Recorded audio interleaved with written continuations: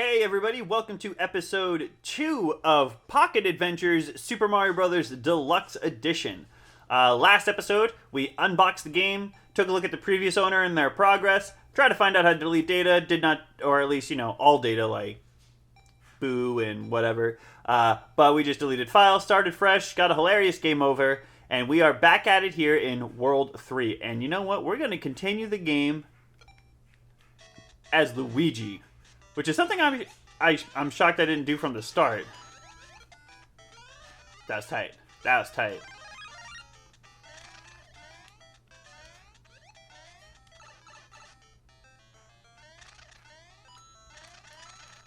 Now, one thing that I am already struggling to deal with right now, and I'm going to continue to struggle to deal with, is the fact that this Mario 1 is just really fun, guys. It's just a really fun game. So, I might just be caught up and lost in the sauce and not even talk.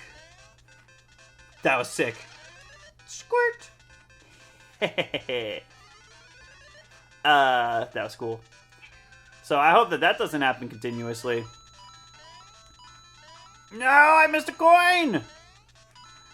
Trying to get all the coins in a stage was one of, my biggest in-game goals as a kid. And honestly, when, in the previous episode, ooh, you motherfucker. In the previous episode, I was talking about how the lack of field of view, right?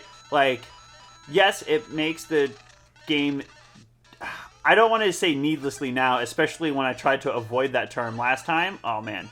Because I don't think it makes it needlessly difficult. I definitely think it makes it more difficult than the original in a way that's not intended.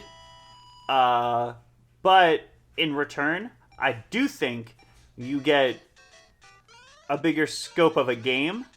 It increases the scope of the game. I don't know. I can't... the way they shrunk down the game and made it feel bigger to compensate, I can't describe, man. I can't describe.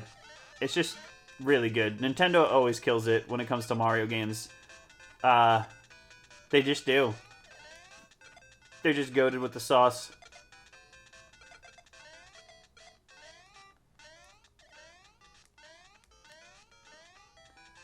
Now, one thing that I remember always fucking me up is, why did Luigi get different colors in this game, right? His fire flower with the white and green looks so cool, man. It looks so cool. And it always bothered me that that's how he looked originally in the original NES one. And,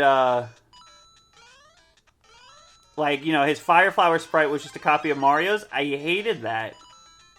But in here, he looks cool. It looks like, oh yeah, this is the original Mario Bros. Luigi. And then his Fire one just looks so cool.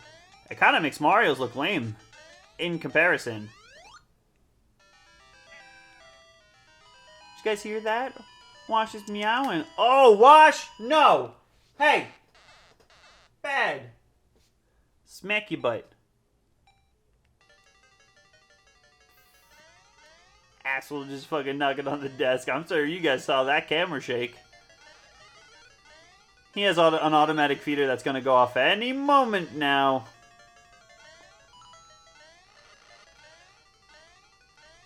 Ooh! That was clean. All through the lens of the camera. Die, Buzzy Beetle. This is also the first time That didn't sound good. This is also the first time I've, ever tried to... Because, when I was, a kid, playing Mario, I always, oh, fuck that. I'm going, I'm going to get the axe. I never thought to shoot, Bowser with the Fire Flower. But when I had this game, I was like, well, fuck it. I did everything I could in this game. Try to get all the coins in a stage, create a lot of in-game objectives, kill all the enemies, do that stuff. Because with the, games... With the field of view shrunk down and, the game feeling bigger, it felt like you could explore more and do more, and things were... It was just cool. But killing Bowser was one of them. And I always thought it was so cool that you could even do that in the first place. I always thought it was cool you could do that in the first place. And finding out that he was different enemies, that shit was tight. This is such a good game.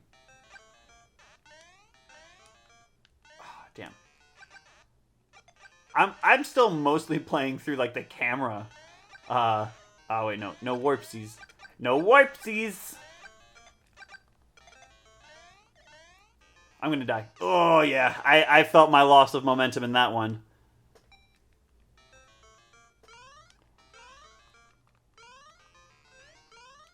All right.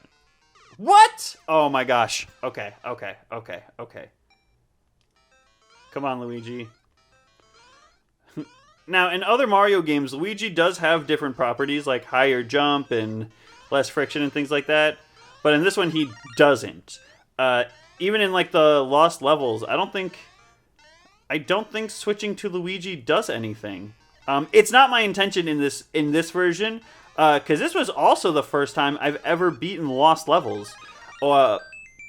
Actually, I remember playing it way back in the day, like when I was like young, 3, 4. I had Super Mario All-Stars at my grandfather's house, and I remember lost levels and being like, this is just impossible original Mario Brothers. But when I had this and I unlocked the Luigi head, I played lost levels again. I was like, oh, I remember this. And playing it on here was the first time I beat it, which is honestly like fucked up. Like, cause this is like already hard enough, like, or, like this is already like definitely challenging enough with the field of view change. Oh, you motherfucker. So like imagine playing lost levels on this and then beating it. That shit was fucked up.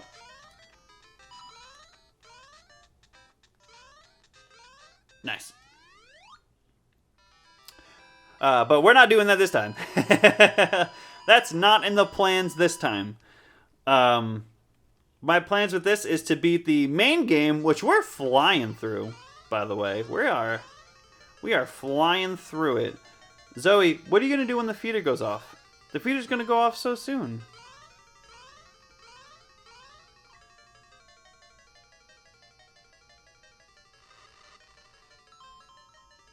I always like that little chime that it makes. Oh my gosh, nice. That little chime it makes when you get the correct path. I remember getting that in this and then going back to the original NES one and being like, oh man, there is no chime here? How were you to know? Yeah, stomp the castle, stomp the castle. Oh, World 5. I think another cool thing about the world map, and I'm sure like maybe you'll go back through the episode and maybe even the previous one and look, is how it like contextualized the stages and how it like connected them together. Like viewing this as like a big like it's very like highly elevated in like the world map, and it's also like in the Super Mario All-Stars version, it is covered in snow. Ooh. Oh, it's just coins?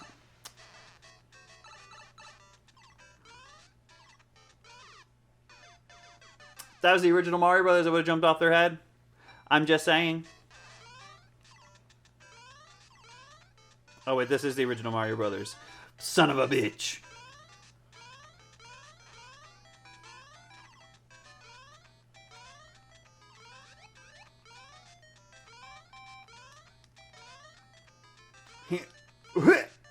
Alright. Like in Mario All-Stars, oh my god, you see what I was saying? That's what I was saying, I think, in the previous episode, about how, like, I just get lost in the fun. I get lost in the sauce. But, like, you could just tell, like, with the ocean background and, like, oh, man. Like, obviously, Mike, that's how art works, you fucking idiot. Like, why are you trying to explain to me what art is? And I'm not trying to explain to you what art is. But what I am trying to, like, put into context... Are you fucking kidding me? Are you fucking kidding me? What I am trying to put into context is how, like, just how grandiose this game could feel to child me. Even after playing... I'm not falling for that one again. Even after playing the NES one a lot, like, this could still feel like a fresh new experience. But on the go. Which was even crazier. Ah! I could play this shit on my Game Boy. This is the game I played all the time at Grandma's house, at my aunt's house. And now I get to take it on the go? Oh, I'm down 3 lives. Alright, we got 4 minutes. And I say 4 minutes, guys, because that's when, remember, hardware limitation.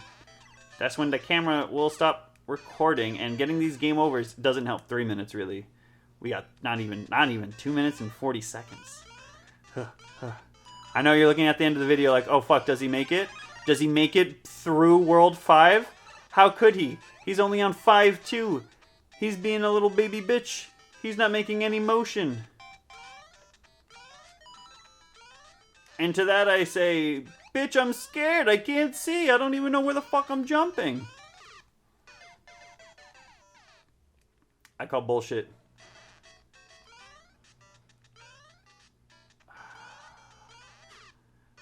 I didn't know where he was gonna be. That was like a pure guess. Alright, well. I guess you really didn't have to wait too long and see the end of the video. Ass!